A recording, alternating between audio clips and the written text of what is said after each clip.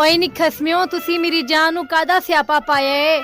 ਇਨ੍ਹਾਂ ਬੱਚਿਆਂ ਨੇ ਤਾਂ ਮੇਰੀ ਜ਼ਿੰਦਗੀ ਦਾ ਜੀਣਾ ਹੀ ਮੁਹਾਲ ਕਰ ਦਿੱਤਾ ਹੈ। ਇਹ ਤੇ ਨਿਕੰਮਾ ਪਤਾ ਨਹੀਂ ਕਿਹਦੇ ਉੱਤੇ ਚਲਾ ਗਿਆ है मेरे गवानिया वाल खैर तो हैगी है। गंदी औलाद, ना मजा ना स्वाद। तोबा तोबा, अल्लाह माफ करे, कैसा जमाना आ गया। ओए उस्मान पुत्र की गल है, क्यों तौबा तौबा कर रहे हैं? यार पापा गुलाब से आए अपनिया पाकिस्तानी औरतां भी कमाल ही कर दिए। की मतलब है उस्मान तेरा? किसी दे घर विच मुंडा हो जावे ना, खाला मासी वेख के कहनी है मेरे उत्ते गया है, चाची ताई वेख के कहनी है मेरे उत्ते गया है, मम्मी फूफी वेख के कहनी है मेरे उत्ते गया है, नानी दादी बच्चे ने वेख के कहनी है मेरे उत्ते गया है। जदों थोड़ा जिहा वड्डा होके कोई पुठे काम करदा है ना, फिर सारियां ही कहनियां ने ए हरामी पता नहीं कहंदे उत्ते चला गया है। फिर कहनियां ने गंदी औलाद ना